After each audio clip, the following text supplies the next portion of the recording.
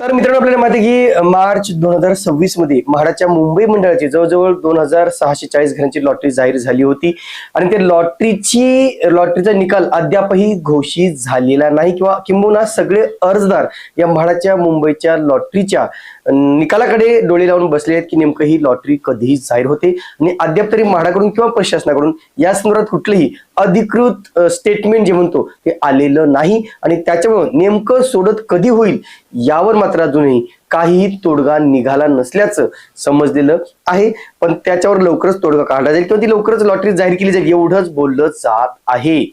आता जी काही मुंबईची लॉटरी मित्रांनो, मुंबईच्या लॉटरी आपण पाहिले की म्हाडाच्या मुंबईच्या इतिहासातील, लक्षात घ्या, इतिहासातील सगळ्यात कमी प्रतिसाद हा यावेळेस लाभलेला आहे. म्हणजे कम्पेअर टू घर आणि प्राप्त अर्ज याचं जर समीकरण पाहिलं तर यावेळेस सगळ्यात कमी प्रतिसाद या मुंबई लॉटरीला लाभलेला आहे किंवा मिळालेला आहे. त्याच्यामागची कारण आपण बरीच बघितलेली की कारण आहे ती किमती खूप जास्त होत्या, त्याच्यामुळे लोकांनी ते म्हाडा सोडतीकडे पाठ फिरवलेली आहे किंवा अनेक ठिकाणी सॅम्पल फ्लॅटची व्यवस्था नव्हती, अनेक ठिकाणी सोयीसुधीची वानवा होती, त्याच्यामुळे अनेकांनी यासाठी अर्ज केलेले नाहीत. किंवा माझे काही मित्र आहेत की त्यांना ते सॅम्पल फ्लॅट बघायलाच मिळाला नाही, तर त्यांनी फॉर्मच नाही भरला. म्हटलं की आम्ही नाही भरणार, असली कुठली योजना असते का की आम्हाला घरच बघता येत नाही आणि अर्ज करायचा, म्हणून त्यांनी सुद्धा अर्ज नाही केले. आणि म्हणून अनेक जण आहेत की सातत्यानं म्हाडाला प्रश्न करतायत की नेमकं म्हाडाची लॉटरी जाहीर करा, लॉटरी जाहीर करा. अद्याप ही लॉटरी जाहीर झालेली नाहीये आणि गेल्या 4 महिन्यापासून अर्जदारांचे पैसे हे अडकून पडलेले आहेत, जे करोडोच्या संख्येने आहेत मित्रांनो. म्हणजे करोडो रुपये हे अर्जदारांचे म्हाडाकडे अडकून पडलेले आहेत. त्याच्यावरती तोडगा काढावा अशी मागणी अर्जदाराकडून वारंवार करण्यात येत आहे.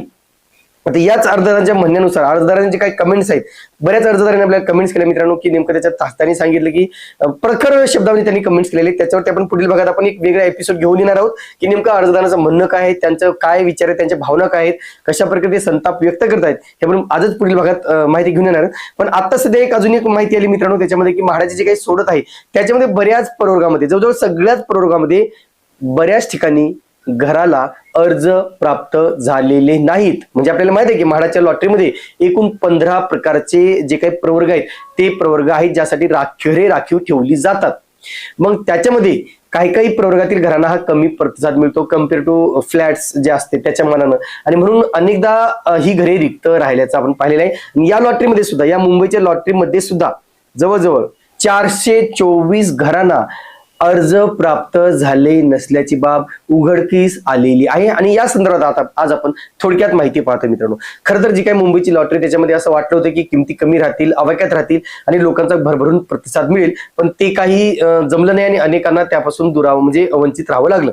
आता आजचं महत्वाचं पॉईंट हे आहे की मित्रांनो कोणत्या प्रवर्गासाठी प्रतिसाद मिळाला नाही असं विचाराल तर जवळजवळ सगळ्यात 15 प्रवर्ग आहेत, त्या 15 प्रवर्गामध्ये कुठे ना कुठे ही घरे रिक्त राहिल्याचं दिसून आलेलं आहे. त्याच्यामध्ये जनरल पब्लिक, खुला प्रवर्ग सुद्धा समाविष्ट आहे. आणि म्हणून या संदर्भातलं वृत्त हे 4 जुलैच्या पुढारी या वृत्तपत्रामध्ये प्रसिद्ध झालेले आहे. त्याच्यामध्ये सांगितलं मित्रांनो त्यांनी की लोकप्रतिनिधी माजी सैनिकांची सोडतीकडे पाठ, म्हाडाच्या दोन्ही प्रवर्गांची 102 घरे रिक्त, म्हणजे जे माजी सैनिक आणि लोकप्रतिनिधी म्हणजे MLA, MP, MLC म्हणजे विधान परिषदेचे सदस्य असतील, विधान परिषदेचे जे आमदार आहेत, विधान परिषदेचे आमदार आहेत किंवा खासदार आहेत, त्यांच्यासाठी जी घरे असतात त्यामध्ये सुद्धा जवळजवळ 102 घरे ही रिक्त असल्याचं वृत्त आहे. त्याशिवाय जे 15 प्रवर्ग आहेत, एकूण 15 प्रवर्गामध्ये 424 घरांना प्रतिसाद नाही. आता आपल्याला माहिती आहे मित्रांनो ज्या प्रवर्गामध्ये प्रतिसाद मिळत नाही कालांतराने ते सगळे घरं खुल्या प्रवर्गासाठी खुली केली जातात किंवा खुल्या प्रवर्गामध्ये समाविष्ट केली जातात. आता भविष्यामध्ये सुद्धा येणाऱ्या काही लॉटरीमध्ये हे सगळे जे काही घरं आहेत किंवा सदनिक आहेत त्या ओपन कॅटेगरीसाठी उपलब्ध केल्या जातात किंवा खुल्या प्रवर्गामध्ये उपलब्ध केल्या जातील. आता महत्वाचं सांगितलं माजी सैनिक येथील जवळजवळ 62 घरे आहेत जी रिक्त आहेत. त्याशिवाय लोकप्रतिनिधींची 40 घरे रिक्त आहेत आणि अनुसूचित जमाती प्रवर्गाची 55 घरे सुद्धा या ठिकाणी रिक्त असल्याचं दिसून आलेलं आहे. आता मी तुम्हाला सगळेच सांगणार आहे मित्रांनो कोणत्या गटामध्ये किंवा कोणत्या प्रवर्गात किती घरे रिकामी राहिलेली आहेत ते पाहूया आपण. तुम्ही बाजूला पाहू शकता जे काही राखीव प्रवर्ग आहेत त्यानुसार मी सांगतो मित्रांनो. या ठिकाणी पहा, अनुसूचित जाती अर्थातच SC प्रवर्गासाठी एकूण उपलब्ध जे काही घरे आहेत म्हणजे घरे रिक्त आहेत, रिक्त घरांची संख्या मित्रांनो 30, म्हणजे अनुसूचित जाती आणि नवबौद्ध या प्रवर्गासाठी 30 घरे रिकामी राहिलेली आहेत. दुसऱ्या मित्रांनो अनुसूचित जमाती अर्थातच ST प्रवर्गासाठी 55 घरे या ठिकाणी रिक्त आहेत. अद्यापही त्यांना अर्ज प्राप्त झालेला नाही. आता ही घरे खूप कॉस्टली आहेत मित्रांनो, म्हणजे 1-1, 1.5 कोटीची घरे आहेत किंवा 2-2 कोटीची घरे आहेत, ती घरे यामध्ये समाविष्ट आहेत. असं नाही की 55 लाखावाली घरे रिकामी राहिलीत किंवा 60 लाखावाली 70 लाखावाली, असं नाही. सुळी आहे, विक्रोळी कन्नमनगरला 1200 घरे होती, तिथे सुद्धा बऱ्याच सगळ्याच प्रोग्राममध्ये अर्ज खूप कमी आलेले आहेत, तेथील घरे सुद्धा यामध्ये समाविष्ट करण्यात आलेली आहेत. त्यानंतर आपण पाहिलेले की एनटी प्रोग्रेसमध्ये एकही घर उपलब्ध नाहीये, ते सगळी घरे फुलफिल झालेली आहेत. विमुक्त जाती डीटी प्रोग्रामसाठी 16 घरे या ठिकाणी रिक्त राहिलेली आहेत. त्यानंतर पत्रकार कोट्यासाठी जे 33 घरे आहेत ती या ठिकाणी रिक्त आहेत. त्यानंतर माजी सैनिक 62 घरे रिक्त असल्याचं वृत्त आहे. 62 घरे रिक्त आहेत मित्रांनो, त्या ठिकाणी अर्ज आलेले नाहीत. लोकप्रतिनिधींची जवळजवळ 40 घरे रिक्त आहेत, त्या ठिकाणी सुद्धा अर्ज आलेले नाहीत. स्वातंत्र्य सैनिक फ्रीडम फायटर यांच्यासाठी सुद्धा 37 घरे रिकामी आहेत, ज्यासाठी अर्ज प्राप्त झालेले नाहीत. अपंग कर्मचारी, हँडिकॅप ज्याला म्हणतो, अंध व अपंग कर्मचारी, त्यासाठी 34 घरे या ठिकाणी विक्री विन्नास शिल्लक आहेत, ज्यांना अर्ज आलेले नाहीत. राज्य सरकारी कर्मचारी यासाठी 28 घरे या ठिकाणी रिक्त असल्याचं वृत्त आहे, रिक्त असल्याचं सांगितलेलं आहे. केंद्र शासनाचे कर्मचारी जवळजवळ 26 घरे या ठिकाणी रिक्त आहेत, म्हणजे 26 घरांसाठी अर्ज प्राप्त झालेले नाहीत. त्यानंतर म्हाडा कर्मचाऱ्यांचे 19 घरे आहेत की ज्या ठिकाणी अर्ज प्राप्त झालेले नाहीत, त्याला अर्ज झालेले नाहीत. नंतर आहे मित्रांनो कलाकार प्रोग्रामसाठी सुद्धा बऱ्याच मोठ्या प्रमाणात प्रतिसाद मिळतो, पण यावेळेस 18 घरे ही कलाकार कोट्यातील रिकामी असल्याचं सांगण्यात आलेलं आहे. त्यानंतर सर्वसाधारण जनता 3 घरे या ठिकाणी रिकामी आहेत मित्रांनो, त्या ठिकाणी अर्ज प्राप्त झालेले नाहीत. आणि म्हणून अशा प्रकारचे हे सगळं आहे ज्या ठिकाणी अर्ज प्राप्त झालेले नाहीयेत. याने अजून एक महत्वाची बाब काय सांगितलेली तुम्ही पाहू शकता. माजी सैनिक व त्यांच्यावर अवलंबून असणाऱ्या व्यक्तींसाठी राखीव असलेल्या 62 घरांसाठी अर्ज झाले नाहीत. महाराष्ट्रातील मतदारसंघाचे प्रतिनिधी त्यांची 40 घरे रिक्त राहिली असून अनुसूचित जमाती प्रवर्गात मोठ्या संख्येने अर्ज येऊनही, म्हणजे एसटी प्रवर्गात सुद्धा खूप अर्ज आलेत, पण तरी सुद्धा 55 घरे ही रिक्त राहिलेली आहेत. परत सांगतो, कारण ज्यांची किंमत खूप जास्त आहे. त्याशिवाय इतर जे काही घरे आहेत त्या ठिकाणी पण खुल्या प्रवर्गाच्या बाबतीत अनेकदा असं होतं की एकही घर रिक्त राहत नाही. आश्चर्याची गोष्ट म्हणजे सर्वसाधारण जनता म्हणजेच खुल्या प्रवर्गाचे 3 घरांसाठी अर्ज आले नाहीत. यातील एक घर अल्प उत्पन्न गटातील असून त्याची किंमत 1,30,46,000 रुपये आहे.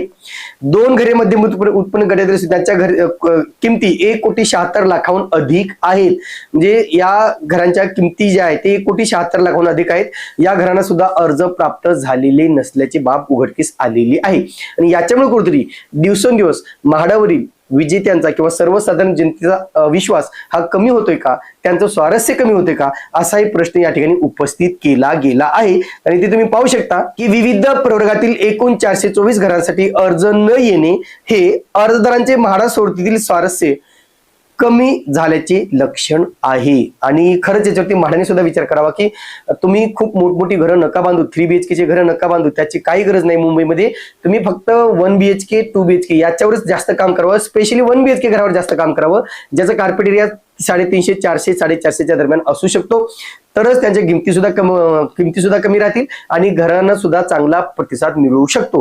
आणि दुसरी अतिशय महत्वाची गोष्ट आहे मित्रांनो की जर लोकांचा विश्वास कमी होत गेला तर नक्कीच मात्र ह्या म्हाडाच्या लॉटरीला येणाऱ्या काही काळामध्ये चांगलं भविष्य असेल का, हाही प्रश्न उपस्थित केला जात आहे.